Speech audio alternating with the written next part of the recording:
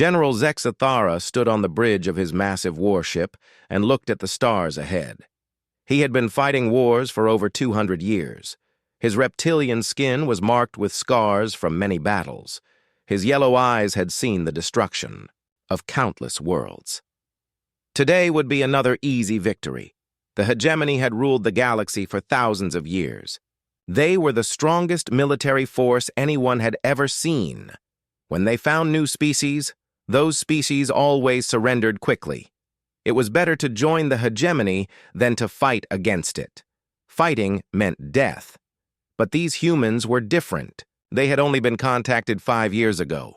Their technology was simple compared to other species. Their ships were small and weak. Their weapons could barely scratch hegemony armor. Yet they refused to surrender. Zexathara did not understand why. He had studied the reports about humans. They lived on a blue planet called Earth. They had only recently learned to travel between stars. They fought wars among themselves constantly. They seemed like a violent but primitive species. The general walked to his command chair.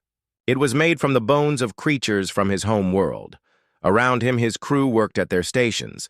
They were all reptilian like him, with thick green skin and sharp claws. They moved with the efficiency of a well-trained military unit. His communications officer turned to him. The officer's name was Sub-Commander Kexdal. He had served under Zexathara for 30 years. General, we are receiving the final reports from Admiral Korvat's fleet. The humans have gathered their remaining ships near the 4th planet of this system. Zexathara nodded. Admiral Korvat commanded the main attack force, 300 ships of various sizes, destroyers, cruisers, battleships, and support vessels. It was enough firepower to destroy an entire star system if needed. How many human ships? Zexathara asked. 47, sir. Most of them are damaged from previous battles. Our intelligence suggests they are led by a human named Captain Jake Morrison. His ship is called the New Orleans. There is also Commander Lisa Park, with a small squadron of cruisers. Zexathara almost laughed. 47 ships against 300. It was not even a real battle. It would be over in minutes. The humans would either surrender or be destroyed completely. Position. Us at the edge of the system, he ordered. I want to observe this final engagement. It may provide useful data for future encounters with primitive species. The massive dreadnought Eternal Dominion moved into position. It was over 2 kilometers long and carried enough weapons to level a continent. Zexathara had commanded it for 50 years. It was his home and his weapon. Through the viewports, he could see the distant flashes of light that marked the human defensive positions. They had arranged their ships in a loose formation around the planet. It looked desperate and poorly planned. Zexathara activated his tactical display. Holographic images showed the positions of all ships in the system. The hegemony fleet appeared as green dots. The human ships were red. The difference in numbers was overwhelming. Sir, Admiral Korvat is requesting permission to begin the attack, reported the communications officer. Granted. Tell him to make it quick. I have a meeting with High Command in 6 hours. Zexathara settled into his chair to watch. He had seen this scenario hundreds of times before. The humans would try to fight for a few minutes. Then they would realize the hopelessness of their situation. They would send a surrender transmission. The hegemony would accept and add another species to their empire. But as the battle began, something felt wrong. The human ships did not behave as expected. Instead of forming a defensive line, they scattered in multiple directions. Some moved toward the attacking fleet. Others headed for the asteroids beyond the planet. A few seemed to be running away entirely. Zexathara frowned. This was not standard military doctrine. When facing a superior force, the correct response was to concentrate your firepower and try to inflict maximum damage before surrendering. Scattering your forces only made them easier to destroy individually. Are the humans retreating? Asked Sub-Commander Kexdal. I do not think so, Zexathara replied slowly. He was beginning to see a pattern in their movements. The scattered ships were not running randomly. They were positioning themselves for something. The first surprise came when a group of human fighters attacked the hegemony communications ships. These were not primary targets. Destroying communications was useful, but not decisive in battle. Yet the humans focused on them with desperate intensity. Then Captain Morrison's ship did something completely unexpected. Instead of retreating when it took heavy damage, it accelerated directly toward a hegemony command vessel. Morrison was going to ram his ship into the enemy. "Suicide attack," muttered Kexdal. "Primitive but effective." But Zexthara was watching, more carefully. This was not just a suicide attack.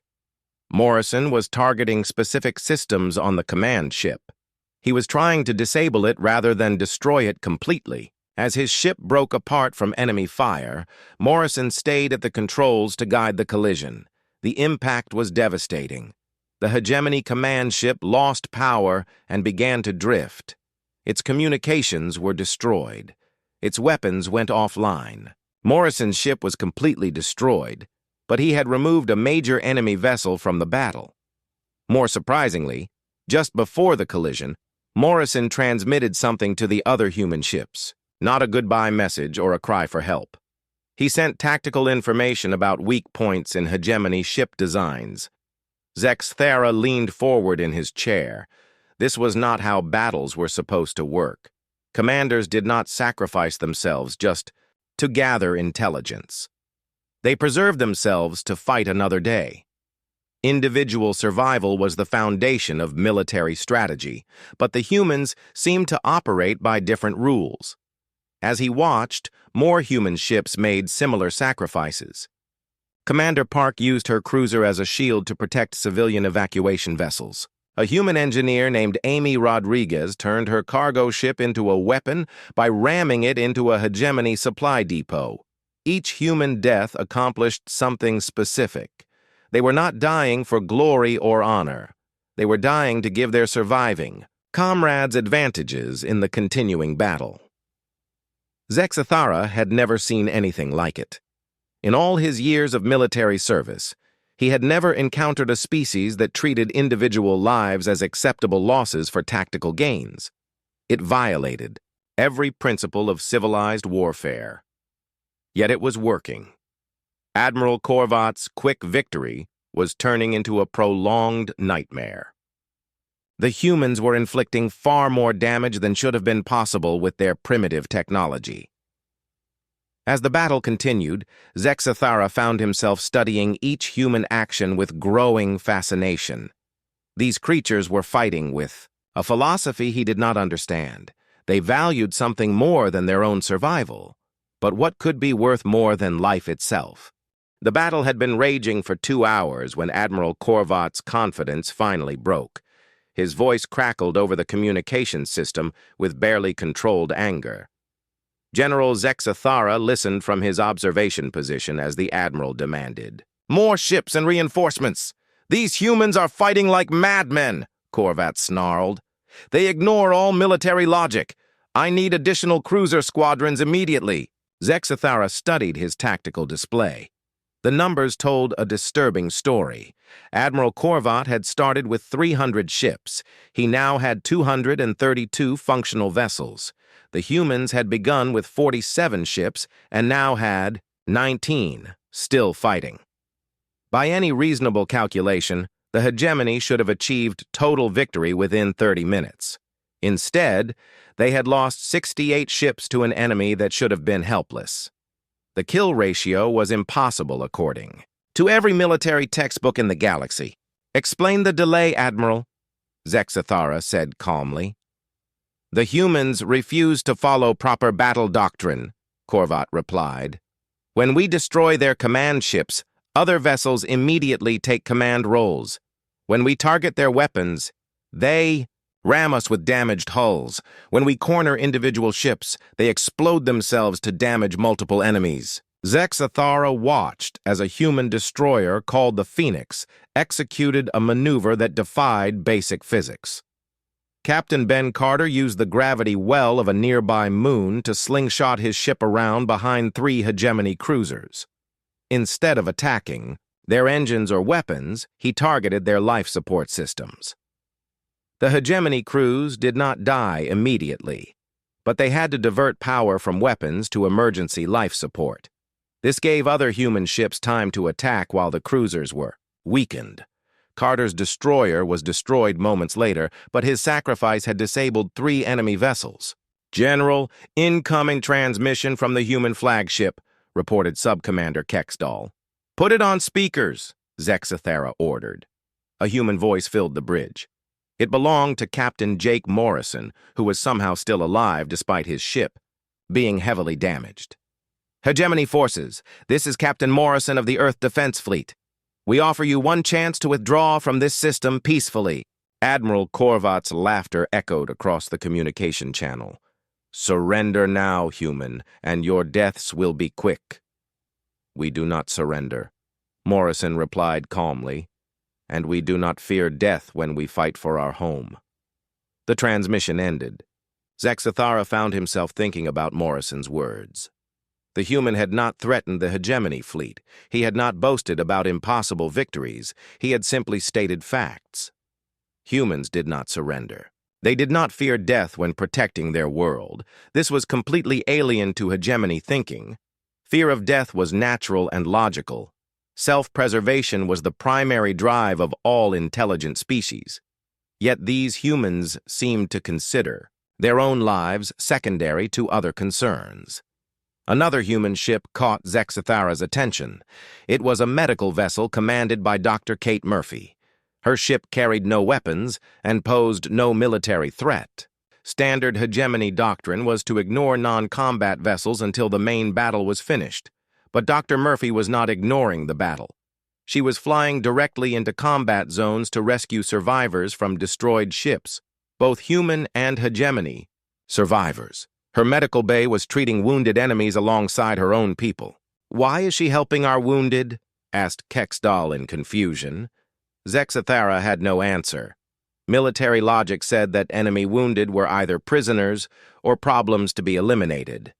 Wasting resources to heal enemies made no tactical sense. Yet Dr. Murphy continued her rescue operations even as hegemony ships fired warning shots near her vessel. Then something extraordinary happened. A hegemony destroyer called the Swift Death had its engines damaged by human fire. The ship was drifting, helplessly with 40 crew members aboard. Admiral Korvat ordered other ships to abandon the destroyer and continue the attack. But Dr. Murphy changed course toward the disabled enemy ship. She extended docking tubes and began evacuating the hegemony crew. She was saving the lives of soldiers who had been trying to kill her minutes earlier. The captain of the Swift Death was a veteran named Commander Rexara. Zexathara knew him personally. Rexara was a competent officer who followed orders without question. But when Dr. Murphy's crew helped him into the medical bay, something changed in his behavior. Rexara's voice came over the communication system. "Admiral Korvat, I am aboard the human medical vessel. They are treating our wounded. They are giving us food and water. Sir, these humans are showing us mercy." "Weakness," Korvat replied immediately. "Do not be deceived by their primitive emotions." But Zexathara could hear uncertainty in Rexara's voice when he responded. "Sir, I have served in 43 battles. I have never seen an enemy treat prisoners with such care. These humans could have left us to die. Instead, they risked their own lives to save ours." More disturbing reports followed. Human fighters were sharing their limited ammunition with damaged hegemony ships that had become trapped in asteroid fields. Human engineers were sending repair instructions to enemy vessels that were about to explode. Lieutenant Amy Rodriguez had somehow survived the destruction of her cargo ship. She was now floating in space in a damaged escape pod. Instead of calling for rescue from human ships, she was transmitting technical data about hegemony weapon weaknesses to both fleets. "She is helping us improve our defenses," Kexdal observed, with amazement. "A human soldier is trying to save hegemony lives." Zexathara was beginning to understand something profound about human nature. These creatures did not see the battle as a simple conflict between two species. They saw it as a moral situation where right and wrong mattered more than winning and losing. Captain Morrison's ship finally succumbed to overwhelming damage. But instead of retreating or surrendering, Morrison made one final decision that stunned the entire hegemony fleet. He aimed his dying ship at the largest enemy battleship and accelerated to ramming speed. As his ship broke apart under enemy fire, Morrison transmitted his final message. "This is Captain Jake Morrison to all ships, human and hegemony. We fight not because we hate our enemies, but because we love our families. We die not because we seek death, but because some things are worth dying for. Remember that there is always a choice between cruelty and kindness. Choose kindness." The collision destroyed both Morrison's ship and the hegemony battleship. But Morrison's words continued to echo across the communication channels. Zexathara realized that something fundamental had changed in the battle. Hegemony crews were beginning to hesitate before firing on damaged human ships. Some were actively avoiding targeting the medical vessels. Others were questioning their orders when told to eliminate human survivors. Admiral Korvat sensed the changing mood and became increasingly aggressive in his commands. "All ships, focus fire on the remaining human vessels. Show no mercy. These primitives must be eliminated completely." But the enthusiasm for destruction was fading among the hegemony crews. They had seen enemies who chose to save lives rather than take them. They had watched humans sacrifice themselves not for glory, but to protect others. They had encountered a species that valued abstract concepts like mercy and kindness more than survival itself. The battle was nearly over. Only 7 human ships remained functional. The hegemony still had over 200 vessels. Victory was assured by any mathematical analysis. Yet Zexathara knew that something irreversible had occurred. The humans had not simply fought a battle.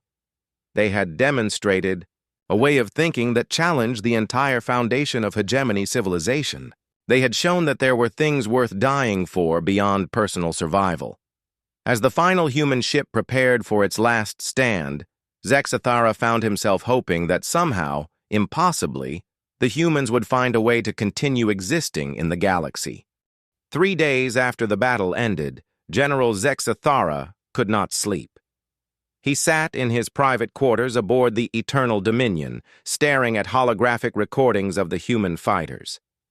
The battle had officially been a hegemony victory. All human ships had been destroyed. The 4th planet was now under hegemony control, but victory felt wrong somehow. Zexathara had won thousands of battles in his long career. Victory usually brought satisfaction and pride. This time he felt only confusion and a strange sadness he could not explain. He replayed Captain Morrison's final moments for the 100th time. The human had 17 different opportunities to escape in evacuation pods. Morrison could have abandoned his ship and lived to fight another day. Instead, he chose to stay at the controls and guide his vessel into the enemy battleship. Why would any intelligent being make such a choice?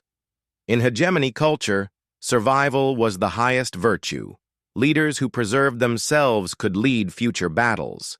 Dead heroes were simply dead. They could not protect anyone or accomplish anything. Yet Morrison had thrown away his life without hesitation. More disturbing, his sacrifice had actually worked. The destruction of the enemy battleship had given the remaining human ships several more minutes to fight. Those minutes had allowed them to inflict additional damage on the hegemony fleet. Zexathara activated his personal computer and requested all available information about human history and culture. What he discovered over the following hours challenged everything he thought he knew about intelligent life. Human civilization was built upon countless examples of individuals choosing principles over survival. Their history was filled with people who had died rather than abandon their beliefs. Soldiers who fought impossible battles to protect civilians. scientists who refused to create weapons even when threatened with death, leaders who chose unpopular truths over comfortable lies.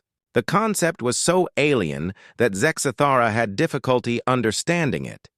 In hegemony society, pragmatism ruled all decisions. If following a principle meant death, then the principle was abandoned. Only living beings could have principles. Dead beings had nothing. But humans seemed to believe that some ideas were more important than the people who held them. Freedom was worth dying for. Justice was worth dying for. Love was worth dying for. Truth was worth dying for. Zexathara read about human wars where entire armies had chosen death rather than surrender. He learned about human civilians who had hidden refugees from persecution even when it meant their own execution. He studied human philosophers who had continued teaching forbidden ideas while facing torture and death. The pattern was consistent across all of human history. When faced with a choice between survival and principle, many humans chose principle. They believed that some things were more valuable than continued existence. This was completely opposite to hegemony philosophy. The hegemony had conquered the galaxy by being practical and efficient. They adapted to any situation. They compromised when necessary. They survived by being flexible in their beliefs and ruthless in their actions. Humans were different. They seemed to have core beliefs that could not be changed regardless of consequences. They would rather die than betray these beliefs. This made them appear weak and primitive to other species, but it also made them incredibly dangerous. A species that did not fear death could not be controlled through threats. A species that valued abstract ideas over physical survival could not be bought with promises of safety and comfort. A species that chose principle over pragmatism could not be predicted using normal military logic. Zexathara realized that the hegemony had never encountered anything like humanity before. Every other species they had conquered had eventually chosen survival over resistance. Faced with overwhelming force, they had surrendered and accepted hegemony rule. But humans appeared to be genuinely willing to die rather than surrender their independence. This was not a negotiating tactic or a bluff.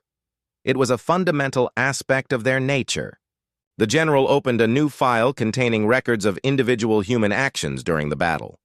Commander Lisa Park had used her cruiser as a shield to protect civilian evacuation ships. She could have escaped with her crew but chose to stay and fight until her ship was destroyed. Lieutenant Ben Carter had performed impossible maneuvers with his fighter squadron. He had used gravity wells and asteroid fields in ways that violated every safety protocol. His actions had been incredibly dangerous, but they had also been incredibly effective.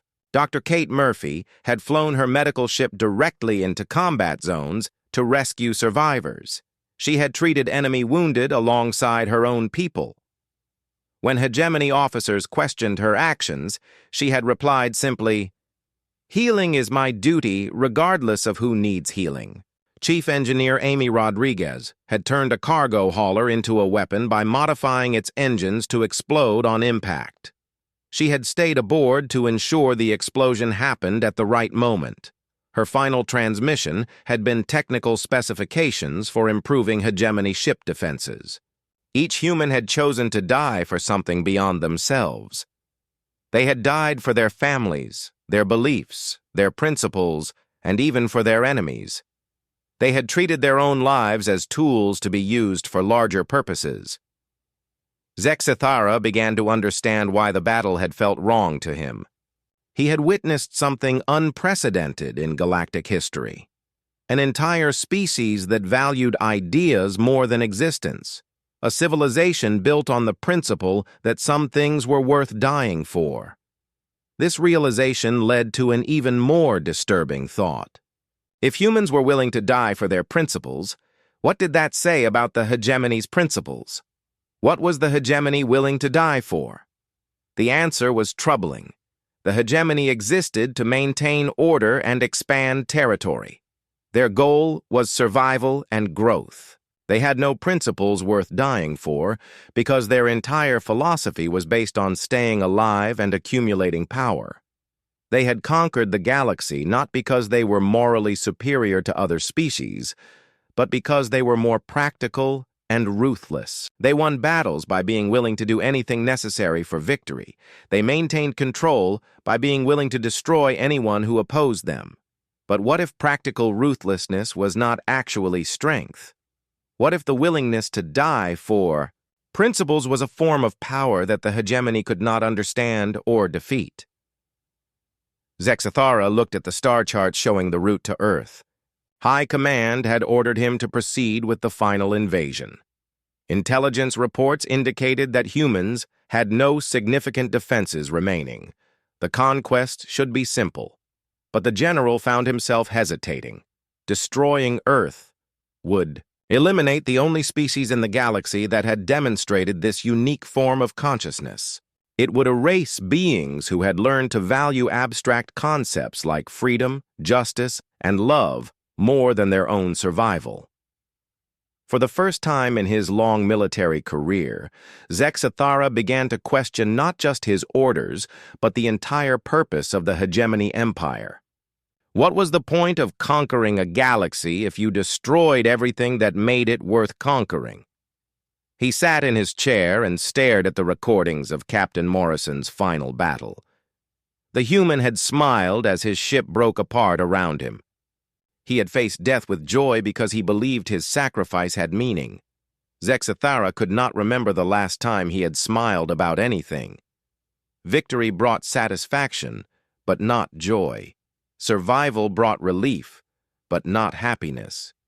Power brought control, but not meaning. Perhaps the humans had discovered something that the hegemony had lost long ago. Perhaps there really were things worth dying for. And perhaps a civilization built on such principles was worth preserving rather than destroying. 6 days had passed since the battle when High Command finally sent new orders. General Zexathara received the transmission while reviewing intelligence reports about Earth's remaining defenses. The message was brief and direct. Proceed immediately to Earth. Complete the conquest within 1 week. No further delays would be tolerated. Zexathara stared at the holographic display showing Earth's blue surface. The planet looked peaceful from this distance. White clouds swirled over green continents and blue oceans. It was hard to believe that such a beautiful world had produced warriors capable of the sacrifices he had witnessed. His tactical officers had already prepared the invasion plan. Earth's orbital defenses had been reduced to a handful of damaged stations. The human fleet was essentially destroyed. A few patrol ships remained, but they posed no real threat to a hegemony invasion force. The conquest would be straightforward. Orbital bombardment would eliminate the remaining military installations. Landing forces would secure major population centers. Any resistance would be crushed quickly and efficiently. Within a week, humanity would be another subject species of the hegemony empire.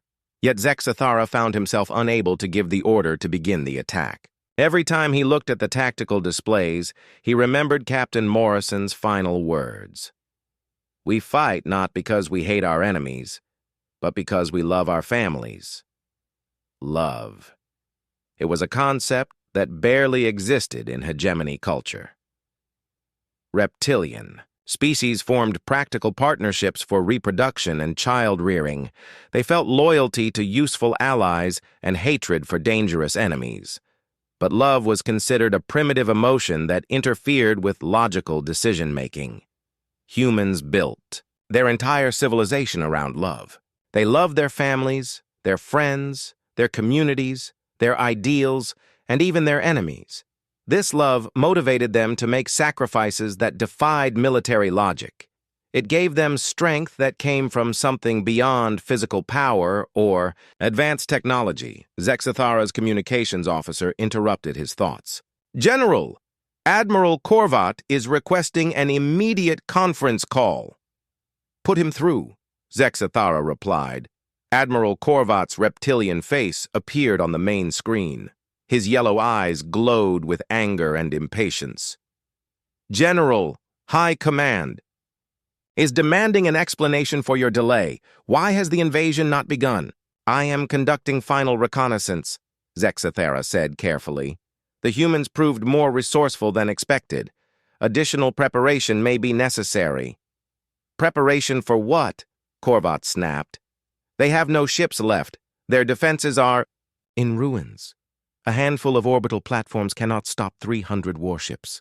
Zexathera chose his words carefully. Admiral, did you study the battle recordings as I requested? I reviewed the tactical summaries. The humans fought with desperate foolishness. They threw away their lives for meaningless gestures. It changes nothing about our mission. It changes everything about our mission, Zexathera said quietly. Korvat's eyes narrowed. Explain that statement, General. Zexathera took a deep breath. He was about to cross a line that could not be uncrossed. Admiral, we witnessed something unprecedented in galactic history. We encountered a species that values principles more than survival. They demonstrated a form of courage that we have never seen before. Courage? Korvat laughed harshly. They demonstrated stupidity. Dead heroes accomplish nothing. Living soldiers can fight future battles. But what if they were fighting for something more important than future battles? Zexathera asked. What? If they were fighting for ideas that transcend individual survival? Ideas do not win wars, General. Ships and weapons win wars. Zexathera looked at his tactical display again. Earth hung in space like a blue jewel, defended by creatures who had learned to value love more than life. Admiral, what if we are wrong? What if destroying this species would be the greatest military mistake in galactic history? You are beginning to sound like a human sympathizer, Korvat said dangerously. I suggest you remember your duty to the hegemony. My duty is to serve the best interests of our civilization, Zexathera replied. And I am beginning to believe that preserving humanity might serve those interests better than destroying them. Communication ended abruptly. Zexathera knew that Korvat would report this conversation to High Command immediately. Within hours, he would receive direct orders to begin the invasion or face court-martial for insubordination. Sub-Commander Kexdal approached his chair cautiously. General, the crew is beginning to ask questions about the delay. Some are wondering if you have lost confidence in our mission. Zexathera looked at his old friend and subordinate. Kexdal had served under him for 30 years. He was a competent officer who followed orders without question. But he was also intelligent enough to recognize when something fundamental was changing. Kexdal, what did you think of the human fighters we observed? They fought bravely, sir. But bravery without wisdom is just another form of stupidity. What if their bravery came from wisdom we do not possess? Zexathera asked. What if they understood something about the nature of existence that we have forgotten? Kexdal was quiet for several moments. Sir, I have been studying the battle recordings as you requested. The human named Morrison had multiple opportunities to preserve his life. He chose death instead. I cannot understand why any intelligent being would make such a choice. Perhaps that is exactly the point, Zexathera said. Perhaps the willingness to die for something greater than yourself is the highest form of intelligence. But what could be greater than life itself? Zexathera thought about all the human history he had studied, all the examples of individuals choosing principle over survival, all the demonstrations of love conquering fear. Ideas, Kexdal, love, freedom, justice, truth. Concepts that exist beyond individual existence. Those are just words, General. Abstract concepts with no physical reality. Are they? Zexathera asked. Then why were the humans willing to die for them? Why did their sacrifice inspire even our own crews to question their orders? Kexdal had no answer. Zexathera stood up from his command chair and walked to the viewport. Earth was still visible in the distance, a small blue dot against the black of space. Kexdal, in all our years of conquest, have we ever encountered? A species that made us question our own values? No, sir. Most species surrender rather than face destruction. Exactly. They choose survival over principle. They adapt to our rule because living under oppression is better than dying for freedom. But humans are different. Zexathara made his decision. It was the most important decision of his long military career. It would probably end his life, but for the first time, he understood that some things were worth dying for. Kexdal, prepare a general transmission to all ships in the fleet. I have an announcement to make. What should I tell them, sir? Zexathara looked at Earth one more time. Somewhere on that distant world, humans were preparing for invasion.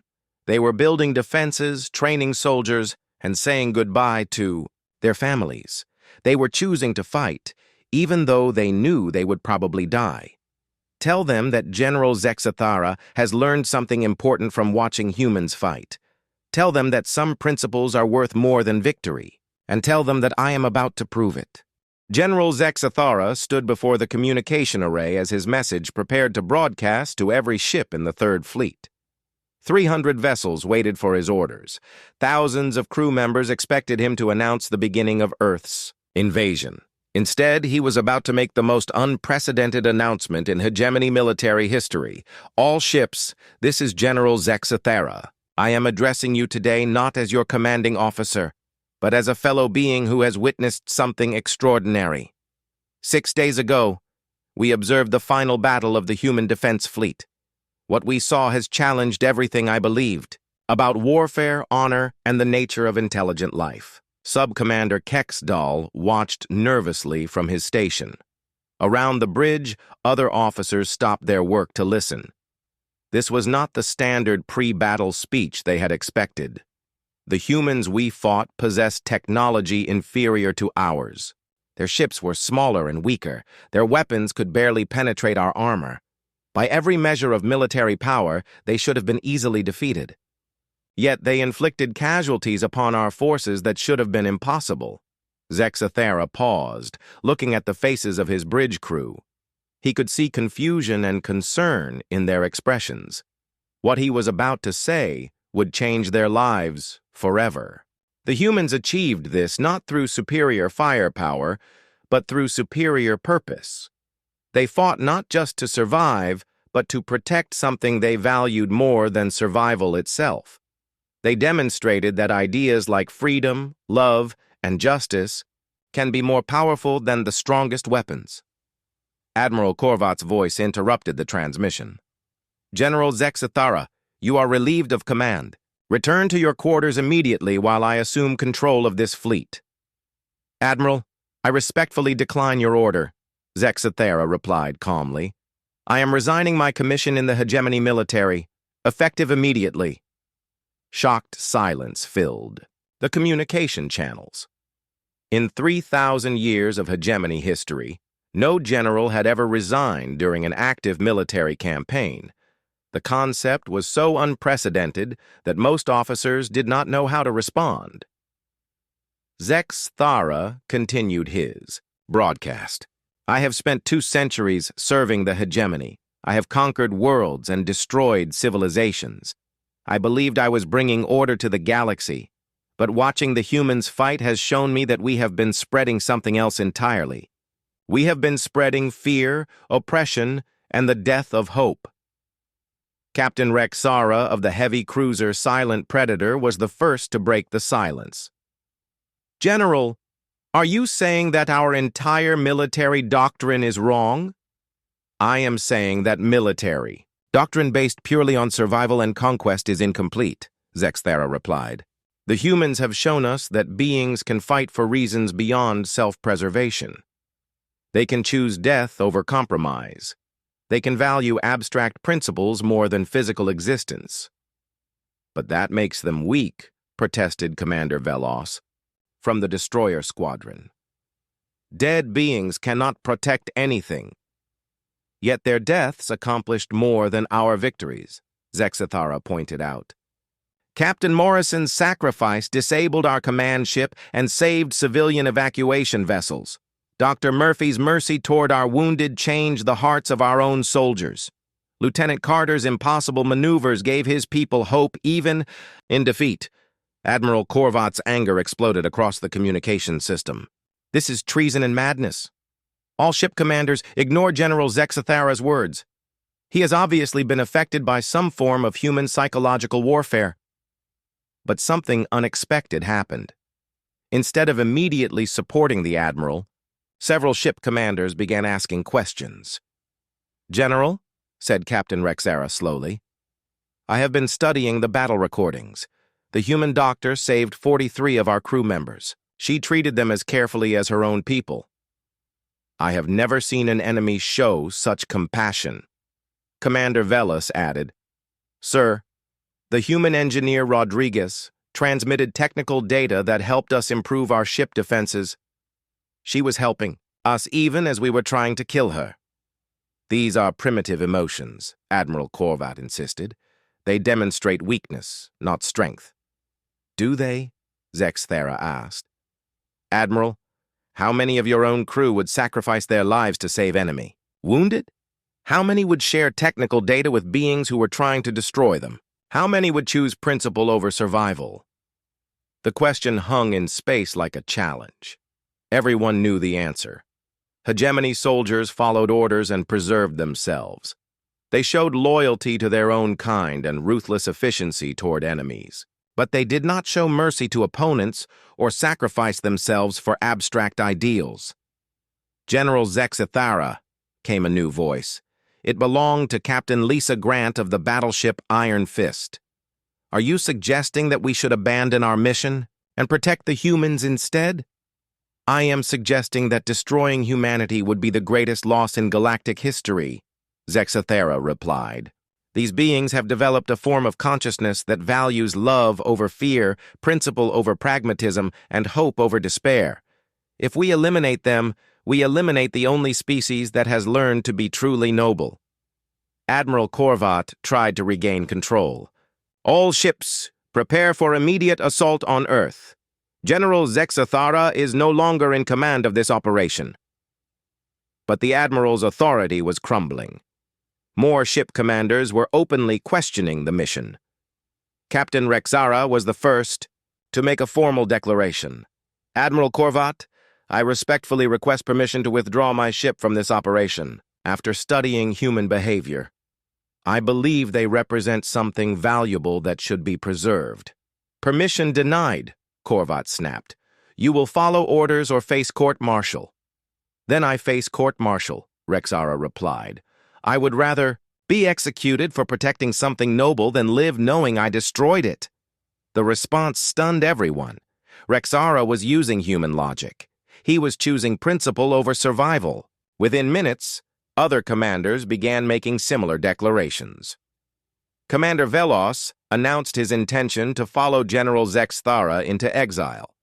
Captain Grant declared that she could not participate in the destruction of a species that had shown such courage. Commander Dale Murphy of the support squadron said that his conscience would not allow him to attack beings who had demonstrated mercy toward their enemies. Admiral Korvat's fury reached dangerous levels. "This is mass insurrection. I will have every one of you executed for treason." "Admiral," Zexathara said calmly, "you cannot execute us all, and you cannot complete this mission with a divided fleet. Perhaps it is time to consider that the humans have something to teach us." The communication channels filled with debate and argument. Some commanders supported Admiral Korvat and demanded immediate attack. Others supported General Zexathara and called for withdrawal. Still others requested more time to study the situation. Within 6 hours, the Third Fleet had effectively split into two separate forces. 137 ships declared their intention to follow Zexathara. 163 ships remained under Admiral Korvat's command. General Zexathara made his final transmission to the human government on Earth. "To the leaders of humanity, this is former General Zexathara of the Hegemony Third Fleet. I am formally requesting political asylum for myself and 137 ships under my command. We wish to protect your world against our former allies. He paused, thinking about everything that had brought him to this moment. You have taught us that some things are worth dying for. Now we hope to learn what it means to live for something greater than ourselves. The response from Earth came 12 hours later.